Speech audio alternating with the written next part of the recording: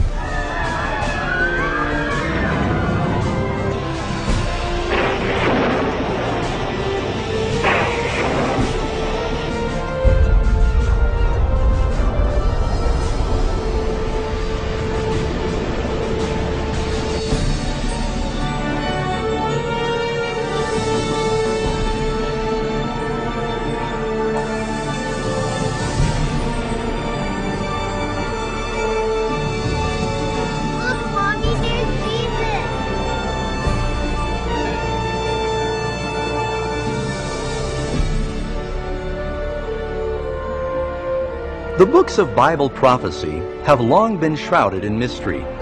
Ancient texts, cryptic numbers, symbolic imagery, all depicting awesome apocalyptic events soon to come. Is it really possible to understand what they mean? What is the mark of the beast? Is it, as some say, a computer chip implanted under the skin, or even something more insidious? And what about the Antichrist? Has this sinister enemy of God already made his appearance? Or is he still waiting in the shadows? Will some terrorist event trigger Earth's final tribulation? Will we witness the horrors of Armageddon and the 7 last plagues? What do we need to know to avoid being left behind when the Lord returns? Will we recognize the last days and know what to expect? What you're about to experience will reveal what the Bible really says about Earth's end-time events. Join me now as we uncover the amazing facts behind the final events of Bible prophecy.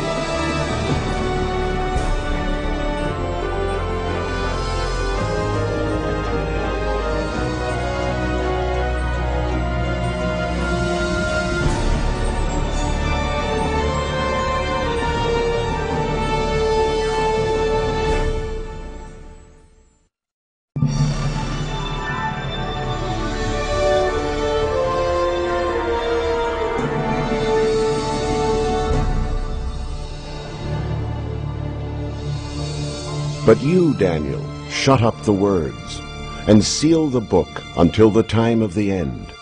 Many shall run to and fro, and knowledge shall increase. The end of the world. Will it ever happen? If so, when? This is one of the most important and mysterious questions of all time. The biblical prophet Daniel clearly predicted that just prior to the end of the world, we'd witness a dramatic increase in knowledge. Has it happened? Consider, for instance, how dramatically modes of transportation have changed in recent times. For 60 centuries, man could travel no faster than the quickest horse.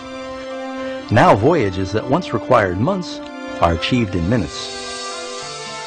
In one generation, the computer revolution has brought about mind-boggling changes that our ancestors could never have even imagined. But an even more accurate interpretation of this verse is that knowledge concerning the prophetic books would increase. And as predicted, this has happened too. But the writings of Daniel are not the only ones in the Bible that speak of last-day events. What other knowledge could be hidden within the ancient texts of Scripture? And you will hear of wars and rumors of wars. See that you are not troubled, for all these things must come to pass. But the end is not yet. and there will be famines, pestilences, and earthquakes in various places. All these are the beginning of sorrows. One can quickly look around the globe and see that both political and natural forces have made the modern world an increasingly dangerous place to live. Think about it. Within the last 100 years, the world has had to endure 2 world wars and numerous other major conflicts, not to mention the rise of international terrorism. Add to this the marked increase in deadly natural disasters, including earthquakes, fires, floods, tornadoes, killer storms, and bizarre weather, all continuing to wreak havoc on planet Earth. Amazingly, the Apostle John predicted that another sign of the last days would be man's ability to destroy the planet. In Revelation 11, verse 18, he said, "The time would come when God would destroy those who destroy the earth." It's clear that this prophecy has been vividly fulfilled. For centuries, man could do little more than just shoot flaming arrows or lob cannonballs at his enemy. But now we possess devastating weapons that can quickly render life on this planet extinct. In fact, Jesus even predicted that if his coming were postponed, no flesh would survive. Christ warned that we would have to face all these dangers, but they would only be the beginning of the end. Could it be that there's something mankind does to trigger Earth's final events? But know this, that in the last days perilous times will come. For men will be lovers of themselves, lovers of money, boasters, proud, blasphemers, disobedient to parents, unthankful, unholy, unloving, unforgiving, slanderers, without self-control, brutal, despisers of good. Anyone who has lived through the past several decades cannot deny the steady and frightening moral freefall of modern society. Each generation continually pushes the envelope of acceptable behavior. As a result, each succeeding generation operates under a lower moral standard than the one before.